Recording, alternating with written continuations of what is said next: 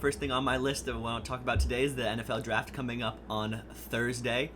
First thing I have for you guys is how are you guys going to rank the top 5 QBs in this draft? Obviously, super important QB draft. Yeah, man. The top five quarterbacks of the draft. So I'm just gonna go chalk with my first pick, Trevor Lawrence. He's the generational star. I know he had an up and down year last year. Wasn't as good as he was in his previous 2 years, obviously, right? When he was a national champion and was pretty much dishing the ball all over the field. But he's still a generational star. He's still arguably the best quarterback prospect since Andrew Luck in 2012. I did not like his Sports Illustrated comments at all. I don't know if you guys saw over the last couple of days where he basically said he doesn't need football to make him feel worthy as a person, which is fair, right? Which is fair, right? You don't need football.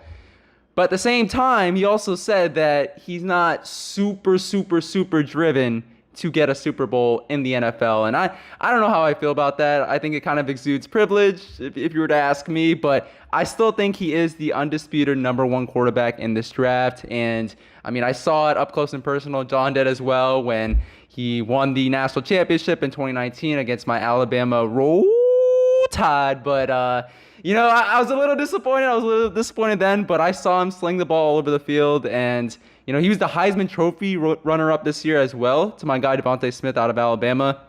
So it wasn't like he had too big of a drop-off, but I think at this point he is my lock at the number one quarterback position. And then my favorite quarterback in the entire draft is number two, and that is Zach Wilson. I'm so excited for Zach Wilson. John even knows I've been hyping this man's up since late September before anybody thought he could be the number two overall pick. Everybody thought back then it would be Justin Fields. But Zach Wilson, man, he gives me a lot of Patrick Mahomes vibes, has a lot of great mobility in the pocket, can sling the ball all over the field, has great arm strength, great arm talent. He is by far the number two quarterback in the draft, in my opinion. He only had 3 picks last year. I get it. Played against BYU, wasn't SEC competition. But again, if you spot talent, you spot talent. We saw that with Patrick Mahomes, right, in college.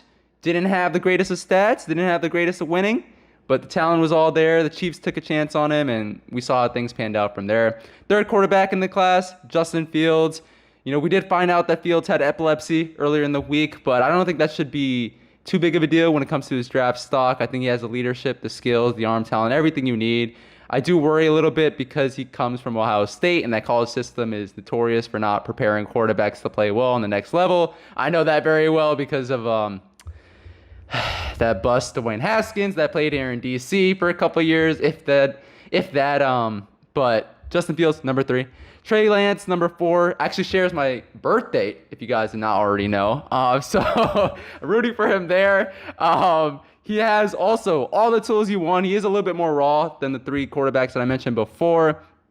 But with a good coaching staff, maybe potentially like one in D.C., or maybe like one in Chicago. We'll see. But I think Trey Lance could do really well in the NFL. And again, he has all the athletic tools, all the arm strength, everything you want in a quarterback. It's just he's a little bit raw at this point.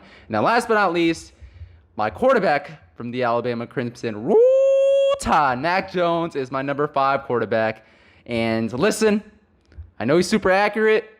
He has some underrated mobility. But if Kyle Shanahan, and I know we'll get this later in the show, but if Kyle Shanahan drafts him at number 3, man,